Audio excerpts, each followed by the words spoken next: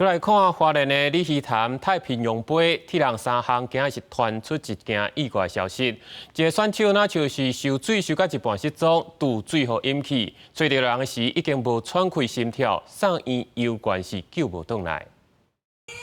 花莲李溪潭日早起举办太平洋杯铁人三项比赛，吸引来自国内外超过1000名选手参加，挑战游水、脚踏车、甲路跑3项全能运动。是要到过程中所发生意外，这参加选手疑似无细致渡水，送医抢救也是救无倒来。还在跟家属沟通后续的处理事宜，我们都一样后续统一说明。本分局到场时，男子已由救护车送往慈济医院急救，并在11时33分宣告不治。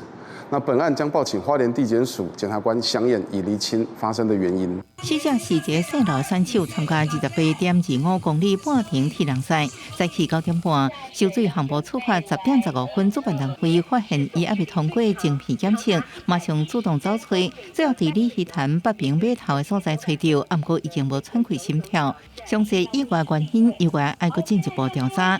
同款参加比赛选手是表示，无清楚有意外发生。 大家游的都很顺利，是不是？对啊，都很开心啊！怎么会有人溺？有。结束之后有一个选手失踪，后来找到的时候已经欧卡了。啊，今天下水的天气怎么样？非常好，都好。对，水位非常好。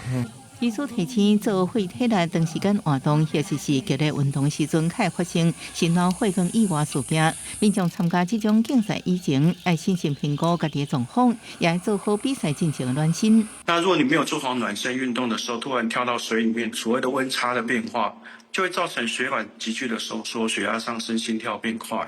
那如果有心脑血管疾病史的，或者是本身有慢性疾病史的，这些族群就有可能发生意外。 林伟文强调，但在比赛过程当中，感觉身体无舒适，一定要停落来，千万唔通勉强，佮大声呼救，找找帮助，才有机会伫意外发生的时阵救回宝贵生命，加一份细致，减一份遗憾。记者综合报道。